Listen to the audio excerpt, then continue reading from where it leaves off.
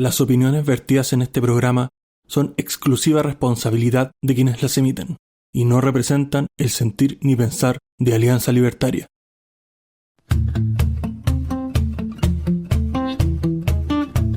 Hola a todos, sean muy bienvenidos a nuestro episodio 37 de este podcast de Libertad o Muerte, y les anuncio desde ya que es nuestro penúltimo episodio de esta temporada, tercera temporada que exitosamente nos ha llevado a ustedes con distintos temas de la actualidad, con nuestros paneles estables, y ya nos conocen nuestra organización y todo, y parto por lo que siempre empezamos. Parto por el comienzo y parto por la presentación de nuestros panelistas. Y parto desde la costa, desde el litoral, la señorita Claudia Vera. ¿Cómo está el día de hoy? Bien, con un poquito de sueño, pero animada para tener este penúltimo programa. Así que bienvenidos sean a escuchar nuestro programa, nuestro penúltimo programa. Gracias, Claudita. Sí, efectivamente. Tenemos que pegarnos un descanso porque aparte de toda la labor y todos los trabajos que todos tenemos, porque no hacemos elongación testicular ni mamaria todos los días, señores. No, todos trabajamos, tenemos responsabilidades y a estas fechas sí se siente el peso. Y hablando de peso, el peso del futuro, don Ricardo Sánchez, ¿cómo está el día de hoy? Hola, buenos días, buenas tardes, buenas noches, la hora que sea desde donde nos estés escuchando, de Arica a Punta Arenas o más allá de nuestras fronteras. Bueno, sí es verdad, ciertamente necesitamos un pequeño descanso. Estamos preparando cosas nuevas y cosas muy interesantes para todos ustedes, así que sepan que no es que vamos a desaparecer, ni vamos a emigrar, ni nos vamos a ir a otro lado del mundo. No. Esto continúa, se vienen cosas muy interesantes y los invitamos a quedarse en este programa y en nuestros próximos espacios hasta el final de los mismos. Muchas gracias. Sí, efectivamente, no pensamos emigrar y vamos a aguantar, a pesar de que hay personas que están viviendo guerras, pero que ni cagando se vienen a nuestro país, imagínense. Y terminando, y por último, no menos importante, el que hace posible la parte técnica de estos programas, Don Infierno Cercano. ¿Cómo está el día de hoy? Bien, ahí cuando presentaste a Ricardo y dijiste el peso, yo dije ya van a presentar al director obeso, weón, y no, pues weón, presentaste a Ricardo, bueno, estoy bien aquí, contento, weón, fue una temporada buena, ya va cerca del término, así que nada, pues démosle hoy día. Oh, yo no podría decir eso, viejito, imagínate, la cara quedaría pero como tejo, incrustado, que se quedaría la cara mía en el piso, así que no, tranquilo, eso no es problema para nadie. Y como ya es de costumbre para nuestros auditores, y saben que nos damos un paseo internacional. Y Ricardo, ¿qué nos trae este charco en el cual estamos inmersos el día de hoy?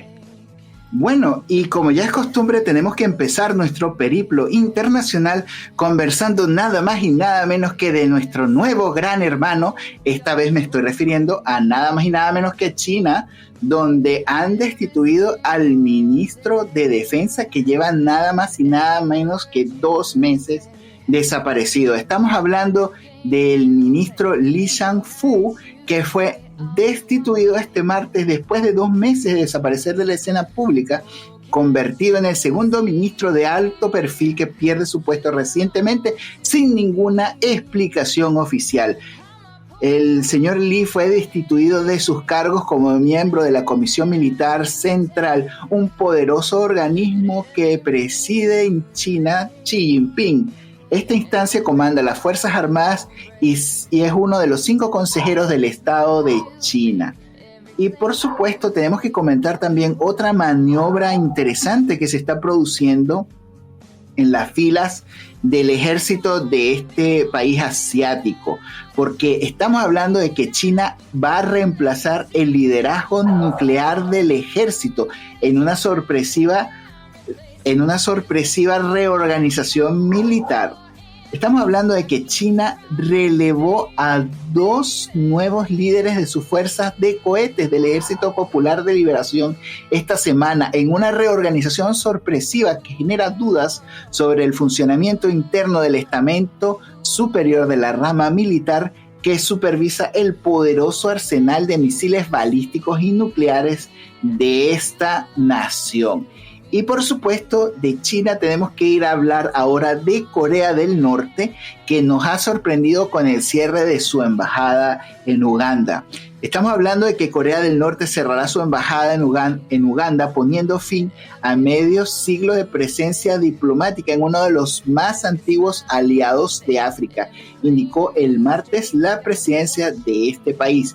La decisión se anunció tras el encuentro del presidente ugandés, el señor Museveni, y el embajador norcoreano Jong Tong-hak.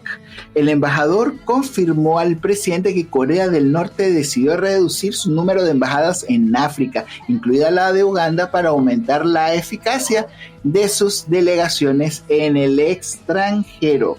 Y ahora tenemos que hablar acerca de lo que está ocurriendo en el marco del conflicto entre Gaza e Israel, donde la ONU se ha quejado de la falta de combustible en Gaza, y ante lo cual pues Israel le señala: mira, por allá hay 500,000 litros de combustible que se encuentra en manos de los terroristas de Hamas.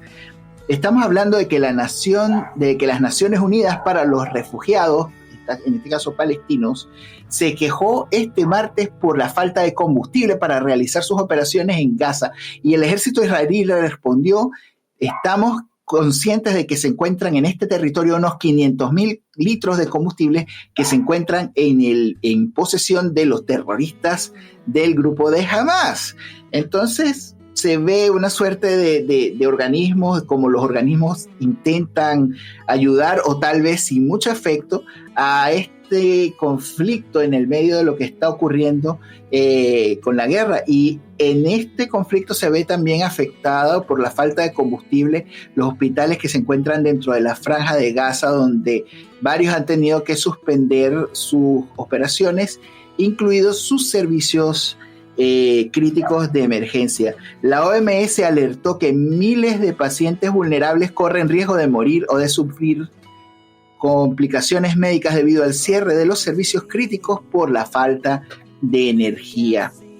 Y por supuesto, esto no se queda ahí, sino que ahora tenemos que hablar de lo que ocurre del lado israelí de la guerra, porque en este momento Israel sorprende a la prensa al mostrar las imágenes grabadas por las cámaras corporales, sobre todo también de los militares de Hamas, durante el ataque del pasado 7 de octubre. El ejército israelí mostró este lunes para los periodistas imágenes sin editar, obtenidas de las cámaras corporales de los militares de Hamas, en un esfuerzo por recordarle al mundo la brutalidad del ataque perpetrado contra Israel hace 2 semanas.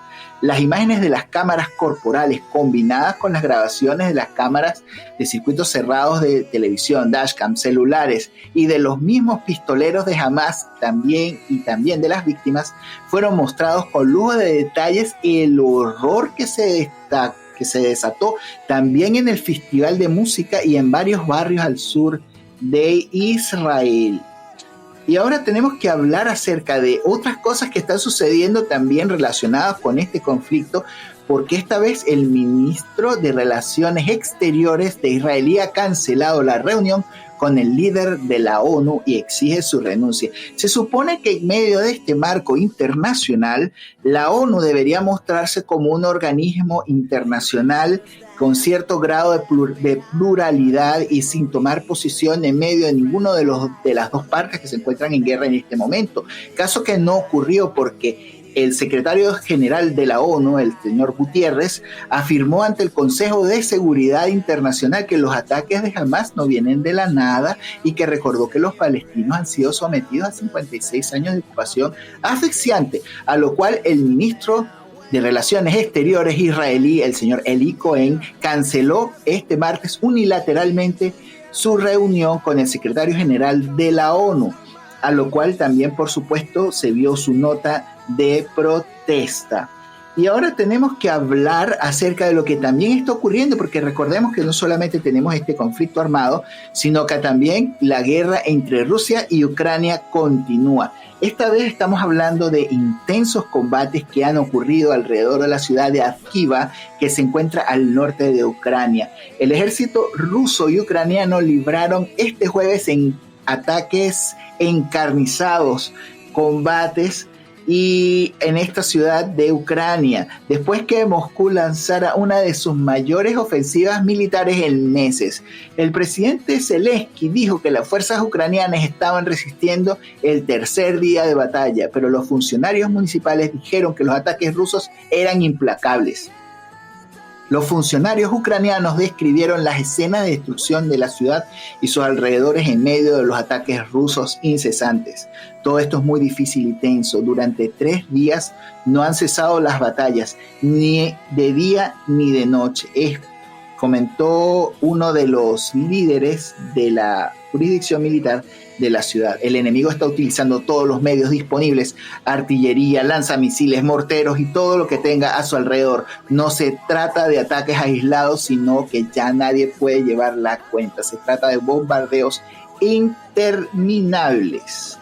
Y por supuesto, ahora tenemos que cambiar un poquito de lo que estamos conversando, porque vamos a ir ahora a Estados Unidos, donde ha sucedido una curiosa situación, porque en varios estados se ha realizado un proceso legal para demandar a Meta, que es la empresa responsable de Facebook, de Instagram y de estas redes sociales, también de WhatsApp. Recordemos que docenas de estados en Estados Unidos están demandando a Meta Platform y a su unidad de Instagram, acusándolos de contribuir a una crisis de salud mental y juvenil a través de la naturaleza adictiva de sus plataformas de redes sociales.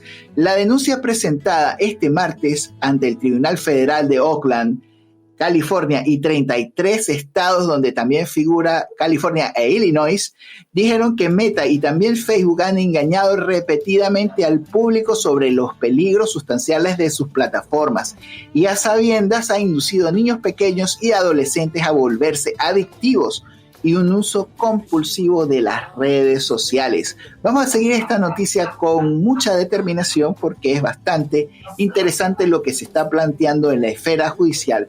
Y ahora tenemos que hablar de otra cosa curiosa que ocurrió en Estados Unidos, donde un piloto intentó estrellar un avión apagando sus motores para asesinar nada más y nada menos que a 84 de sus ocupantes.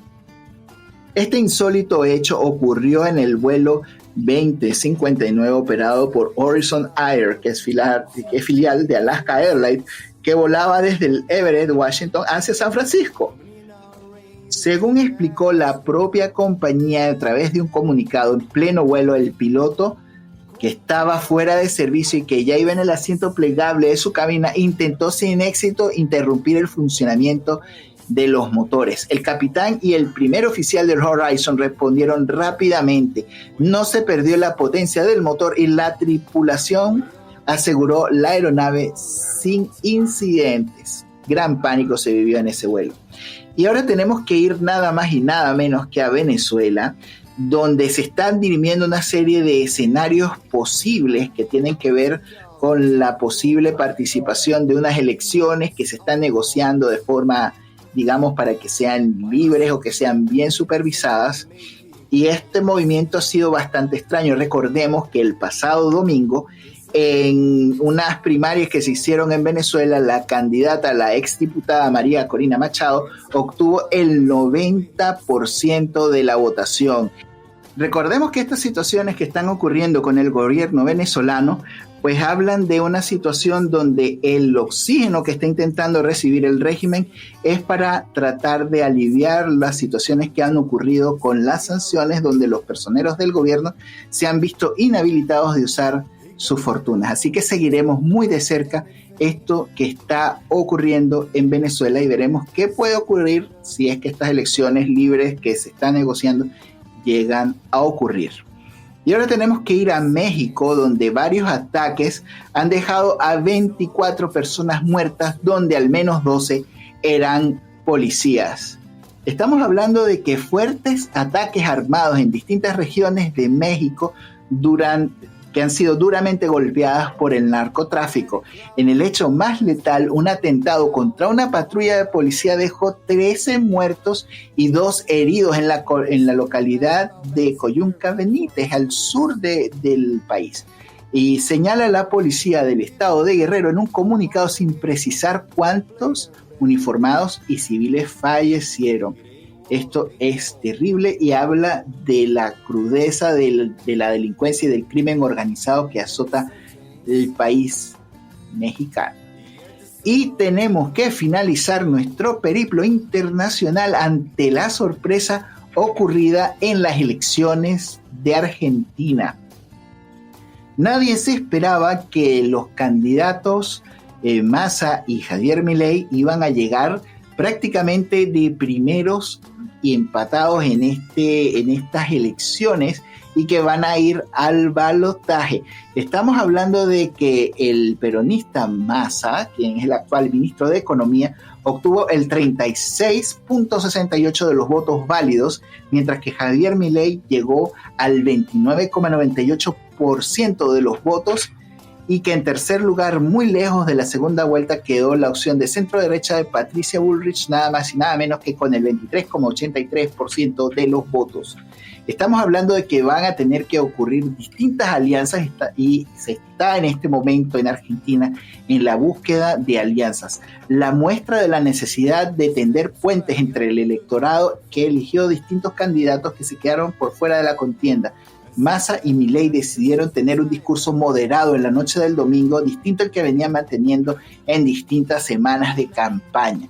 Estamos hablando de que en este momento Javier Milei se ha enfrentado a una guerra sucia que se ha producido de distintos sectores de Argentina. Estamos hablando de la casta que busca proteger sus privilegios y que busca frenar el avance del candidato Javier Milei por cualquier medio necesario. Y bueno, esto sería lo que tengo que comentarles en esta jornada internacional. Muchachos, los micrófonos son suyos.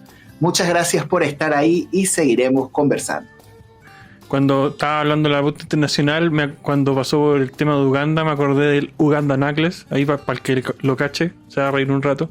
What the fuck are you talking about? Weón, googleen Uganda Knuckles, weón. En cierto momento de nuestra historia fue bien famoso, weón. Me imagino. Oye, pero volviendo a la pauta, hay una pregunta que coloqué en la pauta y que dice relación con un tema que es bastante complejo, a pesar de que se ve fácil leer, lo que es la gobernabilidad en Latinoamérica. Y ahí es donde yo quiero preguntarles, y quiero partir contigo, Claudita, respecto de la gobernabilidad que no solo presenciamos actualmente, si es que se le puede llamar gobernabilidad, en nuestro país, sino que a toda Latinoamérica, por las distintas noticias que recibimos. Y ahí hay que hacer ciertas definiciones y hay que tener claro que cuando nosotros hablamos de gobernabilidad, netamente nos estamos refiriendo al orden de la sociedad y obviamente los distintos grados de inclusión y cohesión que hayan en un sistema político. ¿Y a qué se refiere eso? Por ejemplo, este concepto de gobernabilidad es la construcción de sistemas que se supone contengan las demandas sociales.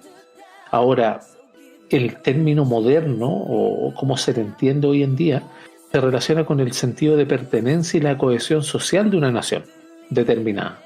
Y acá te dejo la palabra, Claudita, para ver si tú crees que esto que yo he explicado, que más o menos son definiciones jurídicas, por así decirlo, o más certeras, más legales, ¿tú crees que haya gobernabilidad en nuestro país? Y como segunda pregunta, ¿crees que somos herederos de una desgobernabilidad generalizada en Latinoamérica? ¿Qué piensas tú? No. Yo creo que acá en Chile lo único que existe ahora es un caos. No hay... o sea, de hecho yo ni siquiera siento que existe alguien que no esté gobernando. No.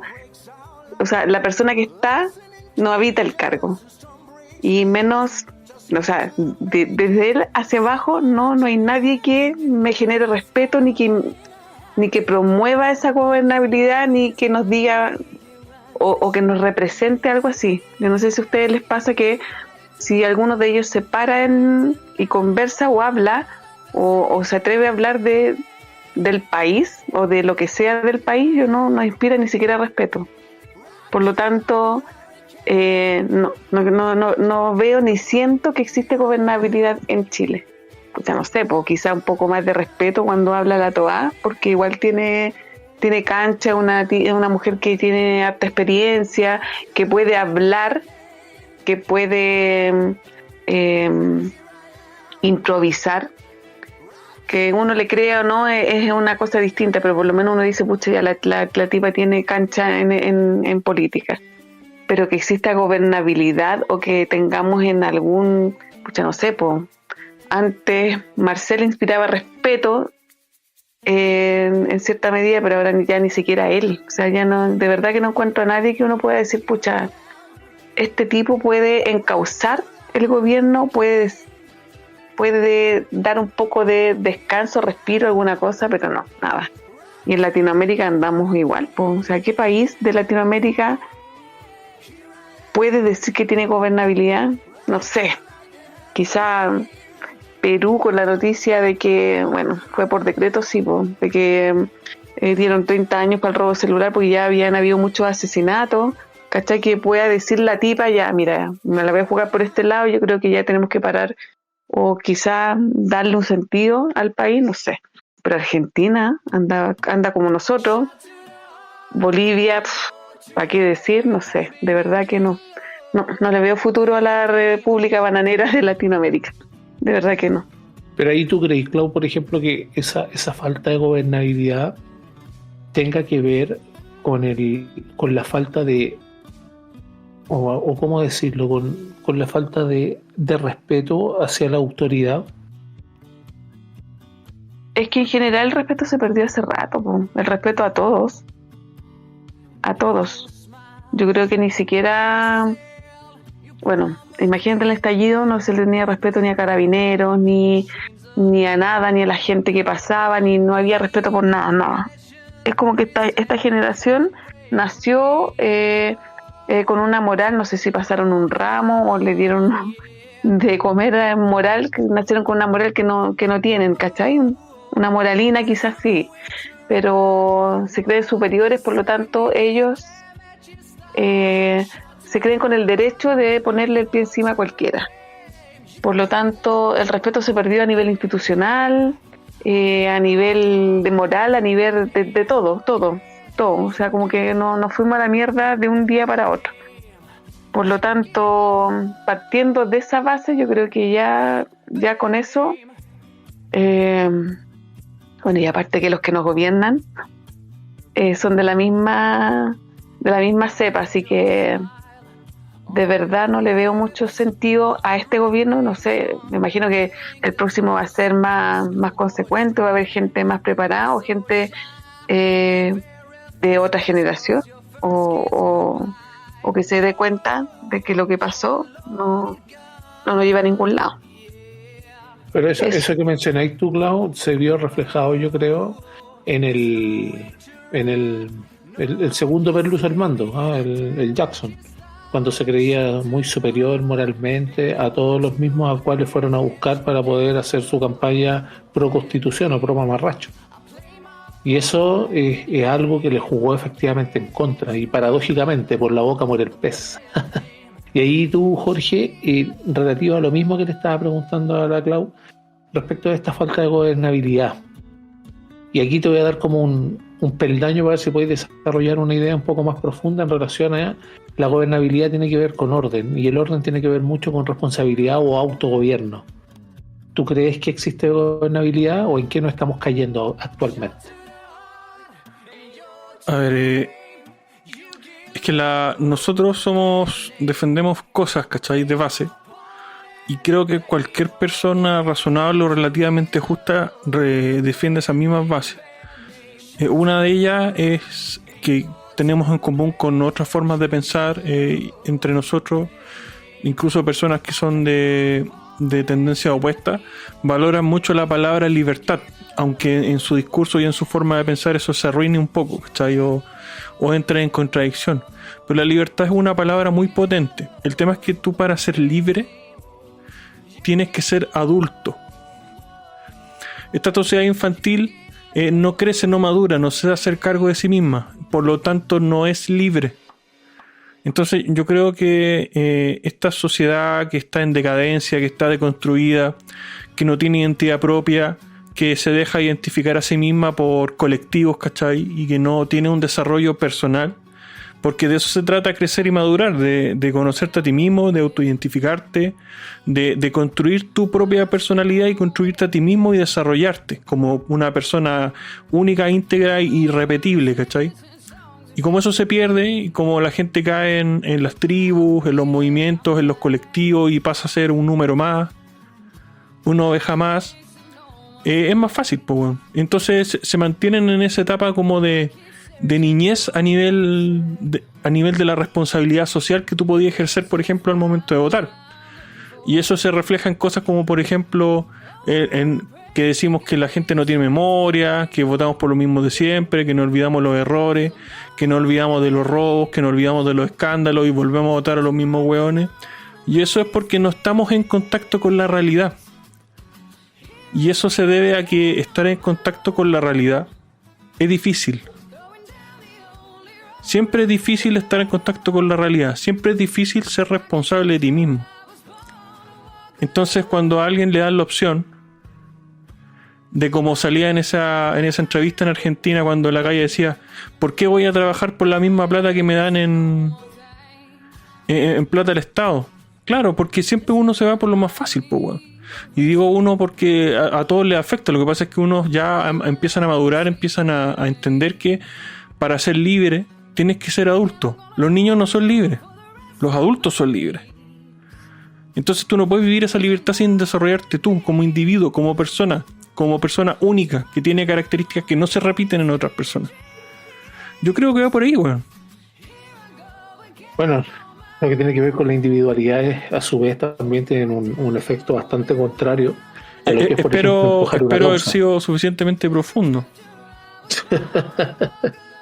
Obviamente, pues, bueno, todos son profundos cuando dicen lo que en realidad piensan, pero con convicción, pues, o al menos con algún tipo de base. Pero como te decía, lo que tiene que ver con ese respeto a las individualidades tiene el efecto de no poder seguir el origen gregario de un movimiento que empuje por convicciones o empuje por lo que creen al menos. Lo que pasa, por ejemplo, con las famosas protestas que la izquierda nos gana en 1000 años luz en organizar, que tienen a Beato y otras personas que siguen esos dogmas que se le imponen ciegamente, sin atender a razones muchas veces e incluso llegando a los límites últimos de la violencia para poder mantenerlo. A ver, ojo que, y perdón que interrumpa, pero este viernes va a subir 30 pesos la bencina. Imagino que van a haber protestas y manifestaciones en las calles. Claro, imagínate que si fue por 30 pesos, con comillas bien grandes, el 2019, yo creo que ahora van a poner una bomba atómica, porque efectivamente son 30 pesos, 30 pesos, 30 pesos y así sucesivamente. Y siguiendo con el tema de esta gobernabilidad, porque para algunas cosas sí hay cohesión política entre los distintos organismos y las definiciones que plantean, sobre todo cuando se trata de asfixiar más a la población, a nosotros, cuando trabajamos con los famosos impuestos. Y ahí quiero consultarte a ti, Ricardo, respecto de esta gobernabilidad y cómo lo ves tú, tal vez mirándolo desde un prisma desde afuera. Se ve que es como una especie de infección desde América Latina hacia Chile, que tenía otro modo de proceder directamente relacionado con este modelo mal llamado neoliberal, que tiene que ver más con libertades económicas, pero con concepciones de igualdad moral para todas las personas. ¿Qué piensas tú? ¿Se infectó Chile o hay una especie de falta de gobernabilidad propia de nuestro país? Es que lo que pasa es que yo creo más que la infección de socialismo en Chile es como cuando tú tienes esas enfermedades que no las puedes curar porque están ahí y estuvieron ahí, no se curaron definitivamente, sino que estaban latentes y en algún momento eso aprovechó para emerger de nuevo. Porque en Chile no es que durante la dictadura se haya eliminado completamente el socialismo, sino que mutó, migró, se fue y está regado en el mundo. O sea, hay que entender que estamos conectados y que todos esos procesos siempre han estado conectados entre sí. Entonces hay que tener en cuenta eso.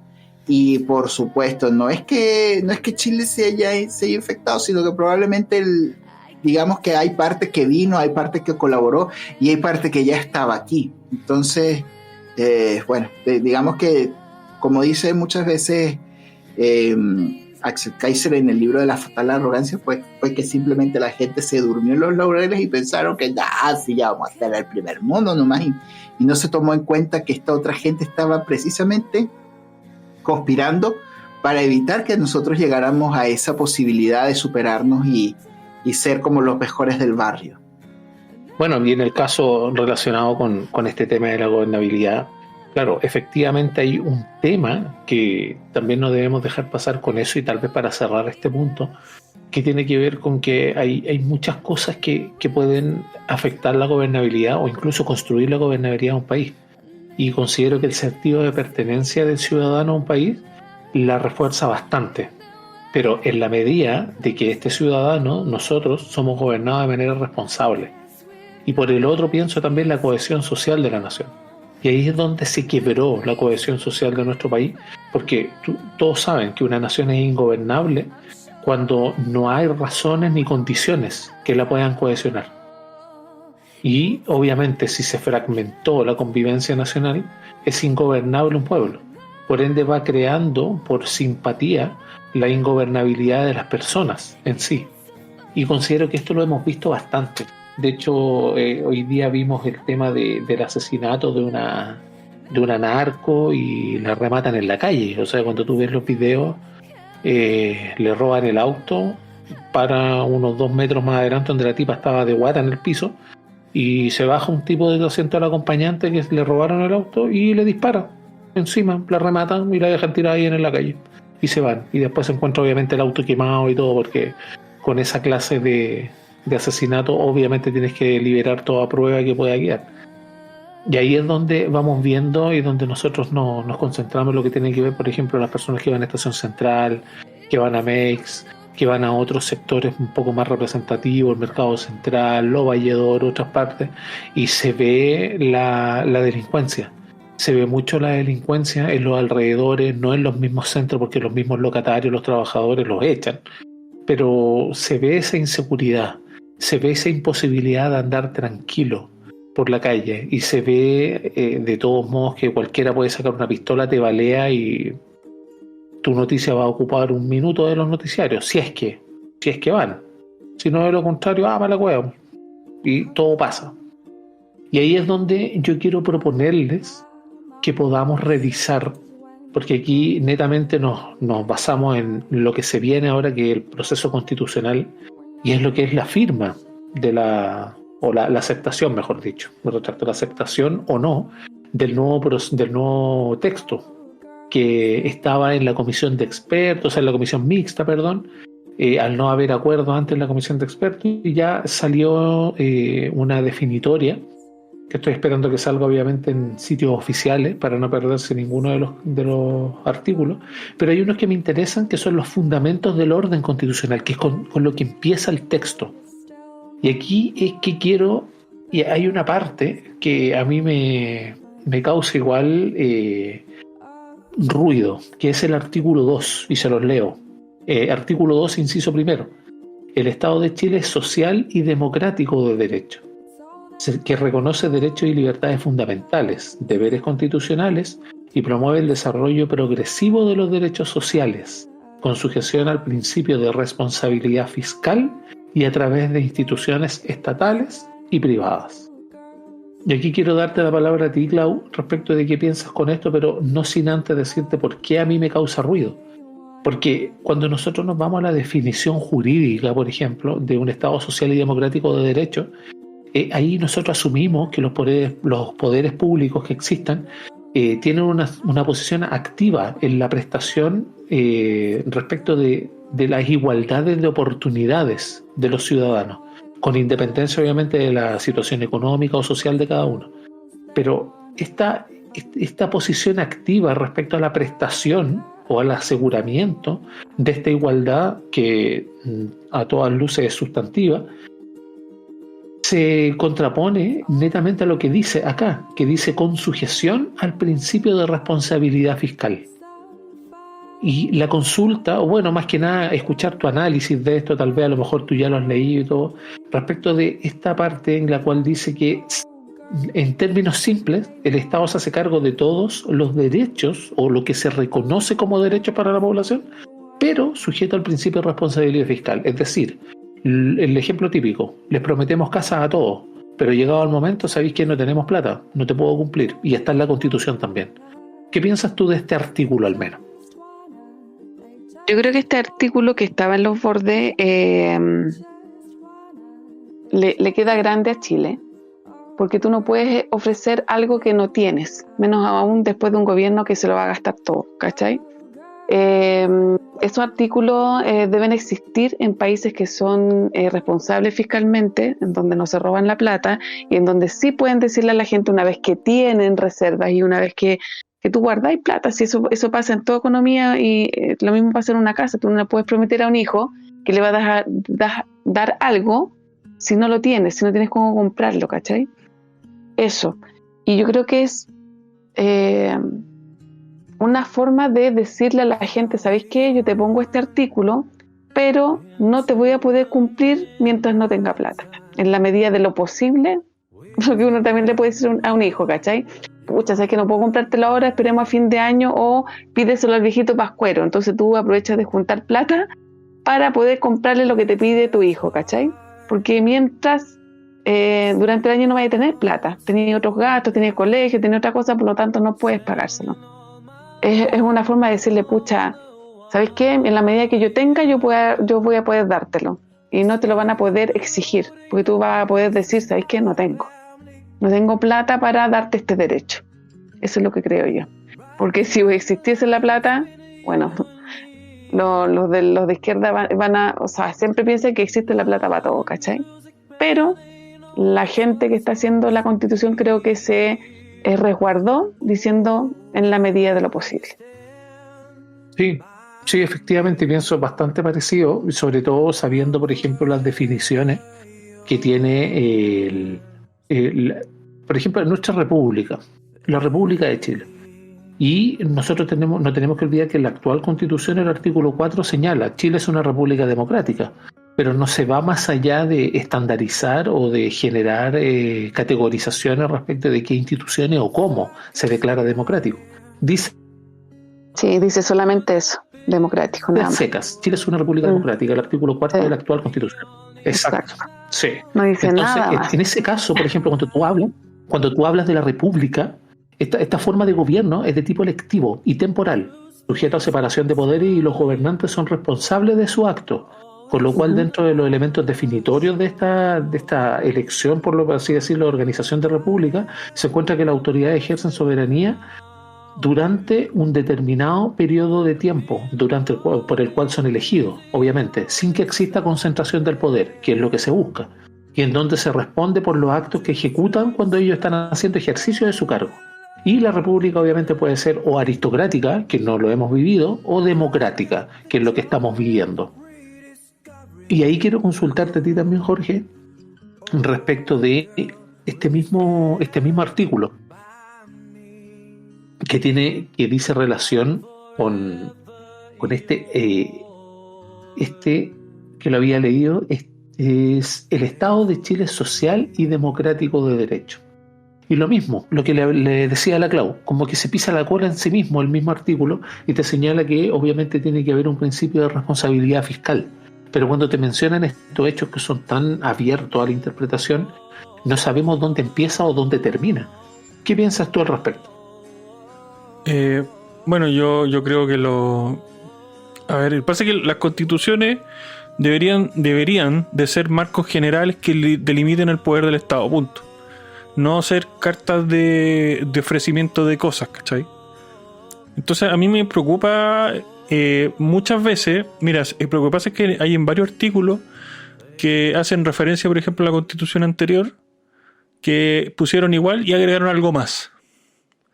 Me pasa que esos algo más de repente me complican porque, por ejemplo, cuando se habla de responsabilidad fiscal, cuando dice Chile es un país o lo que sea que diga, ¿cachai? Y pone el tema de la responsabilidad fiscal. Por ejemplo, yo podría decir entonces, nosotros podríamos tomar el tema de la soberanía y decir que no es fiscalmente responsable proteger la soberanía, ¿cachai? Entonces siento que a medida que se complejizan los artículos o que se le agregan cosas innecesarias, lo único que hacen es enturbiar un poco el fin, ¿cachai? Último que tiene el articulado, ¿cachai? Y me pasa en varias cosas. Por ejemplo, no sé, hoy día estaba viendo un video de Paralelo donde le preguntaban mostró un extracto donde le preguntaban a Silva por el tema de expulsar a los inmigrantes que entren de manera ilegal y cometan delitos de inmediato. Que ojo, eso se aprobó en la mixta, ¿cachai? Y ya quedó al texto, eso va. El tema es que no establece cómo. Y cuando a él le preguntan, oye, ¿y esto cómo se va a realizar? Le pregunta a una periodista. Le dice, no tengo idea. Ah, pero entonces, ¿cómo lo ponen? Le pregunta el periodista. Es que es lo que no me gustaría que pase. Ya, pero ¿cómo se podría llegar a cabo? No sé. O sea, básicamente cuando tú agregas cosas y propones cosas y llenas de cosas y no dices cómo, y lo mismo que pasó con el tema de las contribuciones, ¿cachai? Que por ejemplo pusieron un límite de gente que tenga más dinero, pero no establecen qué es tener más dinero, ¿cachai? Entonces ahí es donde se enreda y podría pasar que, no sé, una persona de clase media se considere con más dinero y vamos a quedar igual, ¿cachai? Básicamente, no va a cambiar en nada el régimen tributario. Claro, es que lamentablemente el régimen tributario es el chanchito que ellos tienen. Ese, y obviamente lo que también hablábamos el otro día, bueno, en la interna, lo que tiene que ver con los fondos de la AFP y todo, son cosas que ellos no van a dejar y que de hecho buscan dejárselo para poder satisfacer sus deseos, weón, de imponer ideología o lo que pasaba. Por ejemplo, en la elección, lo que mencionó Ricardo, la elección de la primera vuelta, por así decirlo, de Argentina, las presidenciales, Javier Milei obtuvo una votación que no se esperaban. De hecho, muchas de las encuestas señalaban que Javier Milei y Massa podían pasar, pero Javier Milei punteando, y sin embargo fue Massa. Pero ahí espérate un poco. Ajá. Hubo una anticampaña, una campaña contra Milei que fue brutal, weón. Es que eso es lo que quería decir. Yo vi en algunos medios, ¿cachai? Por ejemplo, no sé, por las boletas de los taxis que te ponían cuánto saldría de los buses que te pasaban el boleto y te ponían ahí cuánto saldría sin la parte fiscal, sin los bonos del Estado que iban al boleto del bus. O sea, insinuándote que con un gobierno de Milei te saldría más caro todo. Oye, pero no solamente eso, sino también campañas, por ejemplo, va aplicando el miedo de la gente al producir balaceras en las escuelas, como se produce en otros países donde la gente no puede estudiar, donde los niños son baleados y todo este tipo de cosas por el mismo crimen organizado. Es una cosa brutal lo que se hizo en esta campaña del terror contra Milei, y sobre todo mucha gente que también se prestó para eso. Es que ahí, por eso yo iba a ese punto, lo mío, lo que decía, por ejemplo, con esa campaña que se hizo, y cuál era, y por qué yo sacaba colaciones. Porque obviamente Sergio Massa se aprovecha, uno, de su posición, es ministro de Economía. En la interanualidad, sacándola, obviamente mirándola desagregada, puede llegar al 200% de inflación. Y eso no es algo baladí. Para que se haga una idea, estimados auditores, si usted iba a comprar el pan con 1.000 pesos, anteriormente un kilo de pan, los argentinos fácilmente lo van a estar comprando a 4.000 pesos. Y si no, a 3.000 pesos el medio kilo. Eso es lo que sucede con ese tipo, porque pierde valor la moneda frente a esto, a la compra. Entonces es lo que nosotros conocemos como, por ejemplo, que los sueldos se mantienen igual, pero las cosas siguen subiendo. Eso es lo que a boca de calle uno escucha siempre. Y eso es lo que sucede en la realidad. Pero aquí hay un tema también, y quiero consultarte a ti, Clau, porque esto te atañe a ti, pero me interesa tu opinión. Y me interesa tu opinión por tu condición de mujer. Y el artículo 3, que está dentro de este mismo articulado, el artículo 3, el inciso 2, dice: la ley promoverá el acceso igualitario de mujeres y hombres a los mandatos electorales y cargos de elección popular. Nótese el oxímoron, que van a promover el acceso igualitario a cargos de elección popular. O sea, eso conlleva que alguien elegido puede ser removido por alguien por una cuota. Y continúa, así como su participación en condiciones de igualdad en los distintos ámbitos de la vida nacional. el Estado garantizará el ejercicio de la participación política de las mujeres. Antes de escuchar tu opinión, Clau, respecto de esto, te puedo dar mi opinión, que yo no estoy de acuerdo con este inciso. ¿Por qué? Porque está explicando algo que no debiera ser explicable dentro de la Constitución. Siento que todos nacemos libres y acá es un ejemplo. Nosotros somos o nacemos libres moralmente. Es decir, tenemos una igualdad moral los unos con los otros. Tú conmigo, con Jorge, con Ricardo, exactamente la misma igualdad moral. No ha sido una igualdad socioeconómica o todos los otros tipos de igualdad que se busquen, ya en esta concepción retorcida de lo que es la democracia. Pero ahí te pregunto ahora derechamente, Clau, ¿qué piensas tú de este inciso en particular del artículo 3? Obviamente, si eso se traduce en lo que existe ahora, de que hay paridad y que te obligan, o sea, te meten la mano a la urna, ¿cachai? Y quedan mujeres que tienen mucha menos votación, no estoy de acuerdo. Si te lo dicen en el sentido de que van a velar para que la mujer participe, aunque ella no decida participar, que no sea obligatorio, no le veo lo malo, ¿cachai? Si es obligatorio, como lo están haciendo ahora, absolutamente malo y es antidemocrático.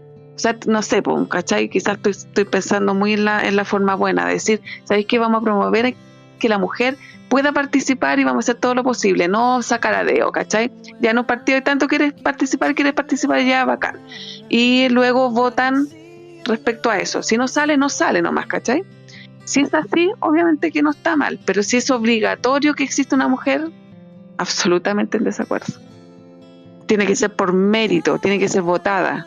No puede una mujer que tiene 1.000 votos respecto a uno que sacó, no sé, 30.000, ¿cachai? No puede salir una mujer porque tiene que salir una mujer obligada.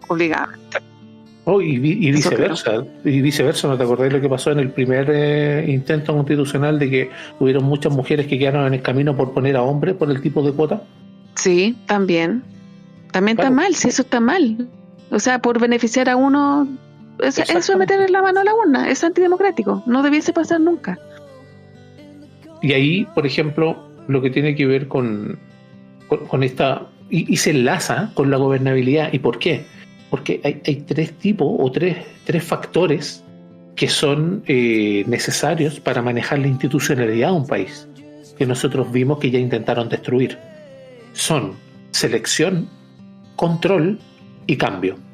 Dentro de la Constitución, obviamente, raya la cancha, por así decirlo, para los tres conceptos, pero básicamente un concepto netamente de control, lo que es la Constitución, porque regula, obviamente, la mayoría del funcionamiento de los estamentos dentro del Estado, o dentro de todo gobierno, porque estos regímenes de gobierno son bastante complejos, con las interacciones que debieran tener, no el chiste que tenemos ahora, que se ve lo fácil que es y lo laxo que es, y nos damos cuenta. Yo comparto lo que decía la Clau, por ejemplo, al principio del podcast, cuando decía que parece que no hubiera nadie gobernando.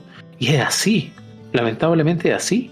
Tenemos una persona que va a China, por ejemplo, y van a presentar una ofrenda en un acto oficial, y totalmente desconectado de la realidad, se equivoca, que es lo que sale, y sigue caminando solo cuando toda la puta comitiva se queda tranquila. Una foto oficial con muchos de los dictadores a los que venera a la izquierda. Lo ponen casi al rincón, casi no se veía, al lado del compadre que abría la puerta. Ahí lo pusieron más o menos porque fue con un color totalmente distinto a lo que ofrece el protocolo, porque esta generación de mierda no conoce lo que es el protocolo, ni siquiera como respeto a tus interlocutores. Tenemos al mismo tipo que llega la moneda en pijama. Ya no, es que no era pijama, era una polera bonita. Ya, ok, perfecto, lo entiendo, pero no es manera para un jefe de Estado, porque estamos hablando del presidente de una república. Y paso a consultarte a ti, Jorge, respecto de esto mismo, de toda esta igualdad sustantiva, que básicamente es lo que propone este articulado. ¿Qué piensas tú al respecto, o qué opiniones tienes respecto de eso o cualquier otra relación? A ver, yo no creo que la democracia sea un buen sistema, ¿ya? Pero creo que este tipo de ideas o este tipo de iniciativas la empeoran aún más, ¿cachai?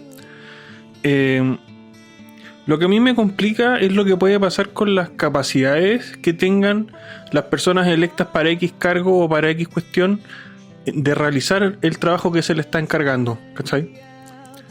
Por ejemplo, en el Ministerio de Ciencia, imagínate, se postulan dos mujeres que son científicas, ¿cachai? Que son reconocidas, y me postulo yo. ¿Voy a dejar afuera una científica, weón, para el Ministerio de Ciencias por mí? ¿Porque no tengo carajo idea de los temas? Me parece ridículo, me parece absurdo, me parece... eso es un retroceso civilizatorio, que a la izquierda le encanta esa palabra. Ahí tenía un retroceso civilizatorio, pues, weón. Establecer diferencia entre personas, weón. Eso es un retroceso civilizatorio. Meterle la mano en la urna. Eso es un retroceso civilizatorio. Yo lo veo así, ¿cachai? Lo veo como una ridiculez. Y ahora, si quisieran... Mira, ¿sabéis que hay una manera en la que a mí me incomodaría menos este tipo de iniciativa? Que sería, por ejemplo, que los partidos políticos tuvieran que, a la hora de presentar los candidatos en las candidaturas, tuvieran que tener una proporción igual. Yo ahí está bien, pero a la hora del voto y de ver quién salió electo y quién no, yo creo que es una degeneración total. Sí, de ahí, bueno, no hay mucho que agregar ahí, pero respecto de la pregunta me refiero, y va para ti, Ricardo, respecto a esta misma igualdad sustantiva. Bueno, ya se ha dicho, obviamente quiero tu opinión, pero también me interesaría saber si tú tienes a lo mejor alguna otra visión de cómo ese articulado se podría tal vez sustentar de mejor manera o algo así. Es que yo creo principalmente que este tema de la igualdad sustantiva priva de llegar a los mejores, porque tú, para poder competir, o sea, para que las personas puedan competir, tú puedes pedir que no haya, digamos, discriminación en cuanto a su sexo, en cuanto a su, digamos, formación o lo que sea, pero hay cargos que requieren que tenga formación porque es un cargo importante. O sea, no podemos estar, digamos, justificando con este buenismo que siga llegando gente mediocre a manejar el poder y el destino de una nación. Esto es lo que no puede seguir ocurriendo. Y esa sería mi opinión, muchachos. Bueno, todo lo que tenga que ver con romper con el orden normal o natural, considero que es bastante, por decirlo menos, invasivo. Hay que recordar aquí, hay un artículo de la actual Constitución, que es el artículo 5, que señala, entre otros, que la soberanía reside esencialmente en la nación. Y hay una parte que me gusta mucho, que tiene que ver con el segundo inciso de ese mismo artículo, que dice: el ejercicio de la soberanía reconoce como limitación el respeto a los derechos esenciales que emanan de la naturaleza humana. Y ahí quiero darme una última y pequeña vuelta respecto de esto y lo que son los derechos humanos y cómo se reconocen el día de hoy. Porque efectivamente en el articulado, por ejemplo, del nuevo texto, que obviamente no tiene un orden propiamente tal, porque los artículos tratan de muchas materias y así lo hacen engorroso. Esto para mí particularmente ha sido casi como leer, no creo que sea comparable, pero como leer a Marx, al Capital, una hueá indigerible, porque se usa tanto tecnicismo para algo tan etéreo y que no existe, que en realidad lo hace complejo, y eso lo hace como ciencia. Por eso se llama el socialismo científico, comunismo científico. Ahí quiero consultarte a ti, Clau, respecto de los derechos humanos y cómo se consagran, tal vez, o cómo te gustaría a ti que se consagraran, o qué entiendes tú por derechos humanos. Yo entiendo derechos humanos como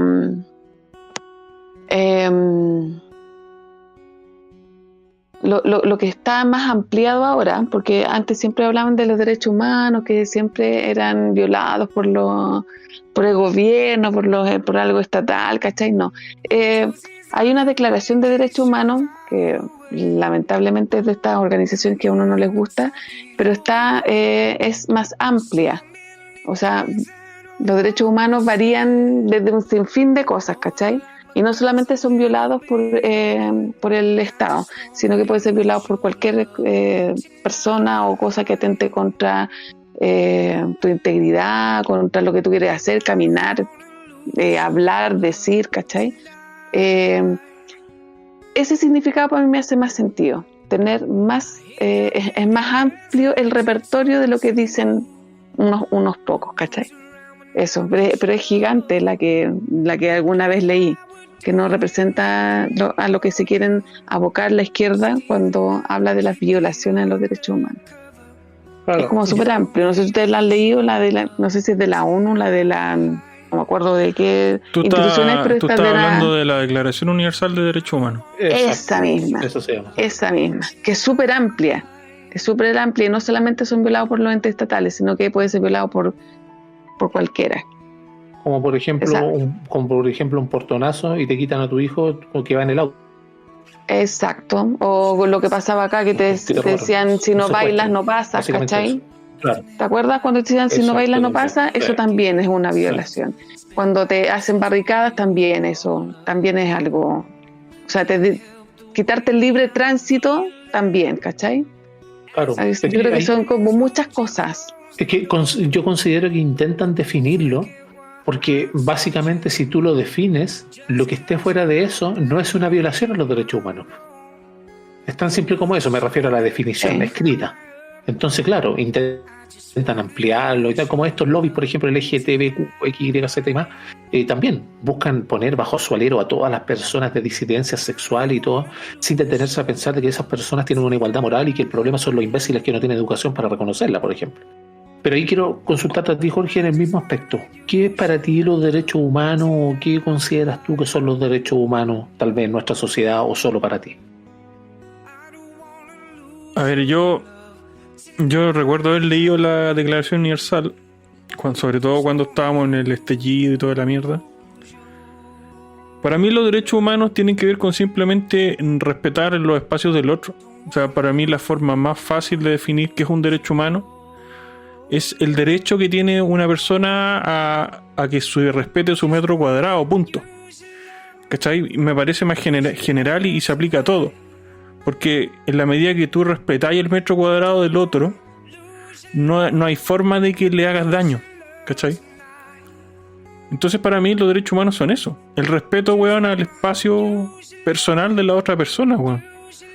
Y tu derecho también a que no ser hueveado en tu espacio. Sí, y tiene que ver mucho con los principios que defendemos nosotros. Es bastante coherente con eso. Ahí tú, Ricardo, como para cerrar el círculo de las preguntas, ¿qué son para ti los derechos humanos?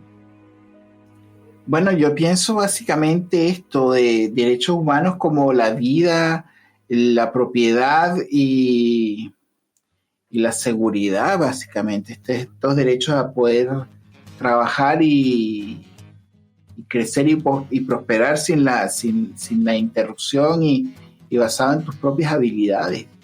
Básicamente esto sería para mí la concepción básica de los derechos humanos. Por supuesto esto varía en cuanto a los autores y las ideas de otras personas también. Sí, pero ahí por ejemplo, estos temas son tan, vuelvo a usar el término etéreo, son tan vacuos, son tan difusos, que por ejemplo yo les puedo avisar, el artículo 3 de esa declaración, que lo estoy leyendo ahora, dice: todo individuo tiene derecho a la vida, a la libertad y a la seguridad de su persona. Pensemos cada uno si se está cumpliendo, al menos por la parte de Chile, que dicen tanto estar de acuerdo con los derechos internacionales. El artículo 4, nadie estará sometido a esclavitud ni a servidumbre. La esclavitud y la trata de esclavos están prohibidas en todas sus formas. Vea las boletas del supermercado, vea la boleta cuando va a echar benzina, vea los impuestos, quédese solo con el IVA, porque nos cobran mucho más, solo con el IVA, 19%. Tome todos sus ingresos del año, los 12 meses, multiplíquelos por su sueldo, y a eso sáquele el 19%. Se va a dar cuenta que usted está trabajando cerca de 2 meses para el Estado. Eso también es esclavitud. ¿Están cumpliendo con el artículo 4? El artículo 5. Nadie será sometido a torturas ni a penas o a tratos crueles, inhumanos o degradantes. Nadie será sometido.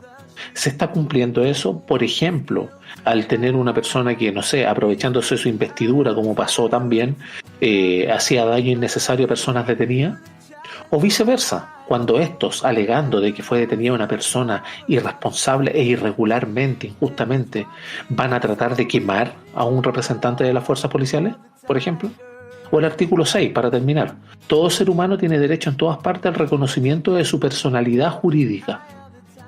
Basta solamente para nosotros, gracias a nuestros amigos delincuentes, que nos reciban con los brazos abiertos en Europa, sobre todo en España, o en Estados Unidos hace poco, cuando la visa waiver estaba en columpio.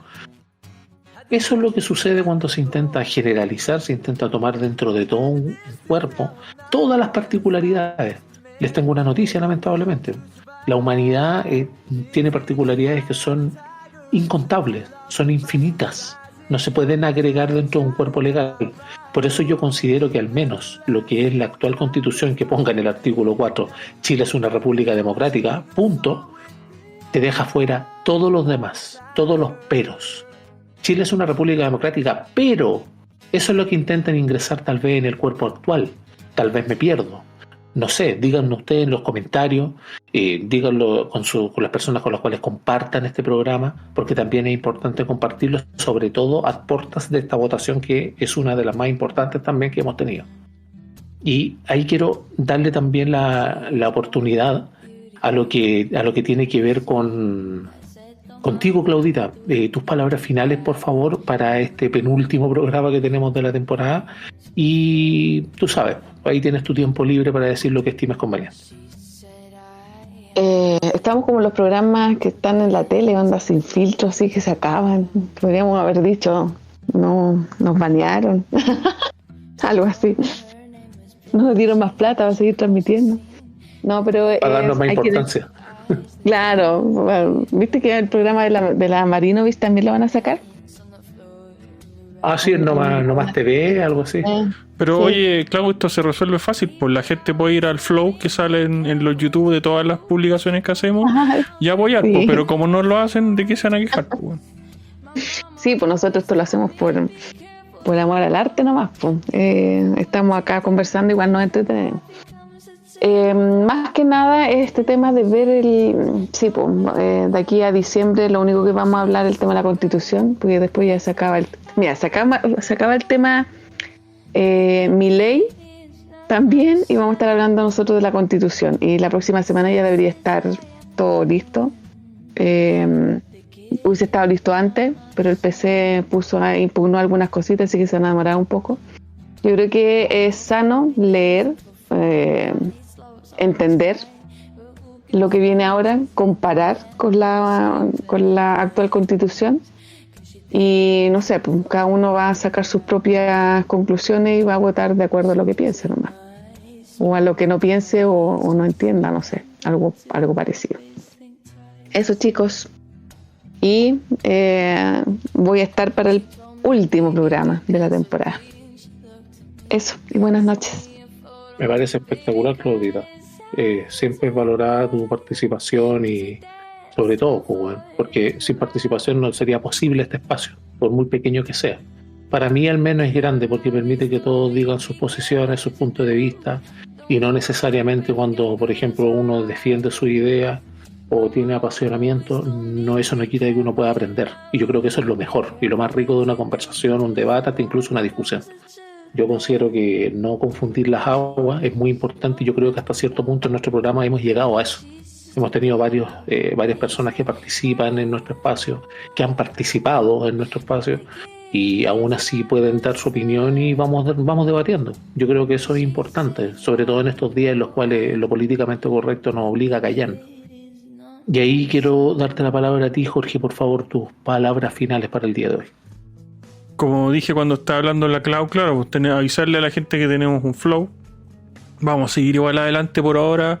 Una vez que termine este espacio con el Cultura, que va a seguir al aire. Así que ojalá hay apoyo y se vea ahí en la participación y en todo eso. Pero creo que me voy a quedar con lo que le dijo Claudia, que tiene mucho cierto. O sea, al final aquí hay que... Yo he dicho muchas veces que yo ya no estoy ni ahí con leer y toda esa weá, pero... Al final voy a terminar leyendo igual, weón. Sí, al final, weón, por una weá no de gusto, ¿cachai? Sino que por una weá de responsabilidad de lo que es ser adulto, como dije antes. Porque el adulto se tiene que hacer responsable de sus propias decisiones, ¿cachai? Y como una decisión que yo voy a tomar, yo voy a leer. Voy a hacer la misma recomendación que hice en el Cultura, porque yo sé que hay gente que escucha este espacio, pero no el Cultura. Si usted es como yo, que le da lata leer, ¿qué pasa? ¿Qué es válido? A mí me da lata leer, sentarme a leer, no aguanto mucho. Pero de repente estoy haciendo cosas que no me quitan demasiada de mi capacidad de atención. Entonces uno puede abrir el texto al lado de una ventanita del navegador, y poner al navegador a leer. Y uno puede escuchar mientras hace otras cosas. Yo voy a hacer eso. Ahora cuando yo creo que la próxima semana, como dice la Creu, va a estar el texto ya final. Espero que esté, ¿cachai? Ya disponible. Y voy a tirar al navegador a leerme. Porque como dije, a mí no me gusta mucho sentarme a leer, pero no me molesta escuchar. Y hay muchas personas que hacemos cosas en el día que de repente nos requieren toda nuestra atención. Entonces uno puede escuchar mientras hace algo más. Así que ahí les dejo el dato y nos vemos en el último programa. Exacto, nos vemos en esa cita que no se puede obviar, ni menos tú, pues, bueno, sino como hacemos la web. Y le doy la palabra obviamente a don Ricardo Sánchez. Por favor, sus palabras finales. Bueno, como siempre digo, y es una frase que siempre la he usado y quiero que quede como de cabecera, recuerden que la economía de la casa empieza por la cocina. Tenemos que cuidar nuestras finanzas, se vienen momentos sumamente interesantes, por ahí estaba ocurriendo cosas muy interesantes como lo que pasó con la Fed, que en este momento ha dado vista buena para que los grandes inversionistas del mundo comercial empiecen a participar del blockchain, lo cual trae lo que ha ocurrido en los últimos días, que ha subido la cotización de estas diversas criptomonedas. Ahora, recuerde que debe adquirir una nueva habilidad. Cada día el mundo se hace cada vez más competitivo y deben cuidar sus finanzas. Así que muchas gracias. Los esperamos en futuros espacios de Alianza Libertaria. Recuerden, participen, compartan el espacio, dónenlos al Flow también. Y bueno, todas estas donaciones serán muy bien recibidas. Muchas gracias. Gracias a ti, Ricardo. Y ahí quiero darle también las gracias a las personas que nos han seguido, los que le dan me gusta, los que comparten. Ojalá puedan ayudarnos también. Esto es muy importante para nosotros, es muy importante para poder seguir haciendo estos programas, seguir generando contenido. Créanme, no es fácil. No es fácil, sobre todo para personas que trabajamos. La misma Clau, por ejemplo, a veces tiene trabajos muy demandantes y, por ejemplo, hoy día coincidimos que estábamos todos cansados. Pero igual lo hicimos por respeto a ustedes, porque ustedes están ahí también para poder escucharnos y todo. Y ojalá al menos se pueda compartir. Darle un me gusta es importante también, sobre todo en YouTube. Y yo siempre doy algunas frases y no quiero irme sin que hoy día sea la excepción. Y ahí lo que tiene que ver con todo lo que es el comercio, el libre comercio. Lo señalaba Richard Cobden hace mucho tiempo. ¿Qué es lo que es el libre comercio? Es romper las barreras que separan a las naciones. Detrás de esas barreras se esconden los sentimientos de orgullo, venganza, odio y celos que de vez en cuando se desbordan e inundan de sangre a los países. ¿Cuán importante sería respetar eso, el libre comercio, que en realidad es la primera y única relación entre seres humanos distintos? Porque por mucho que odie a una persona, si necesito comerciar con ella, la necesito viva y necesito satisfacer sus necesidades. Así que muchas gracias por estar ahí y que viva la libertad. It's been raining since you left me. Now I'm drying.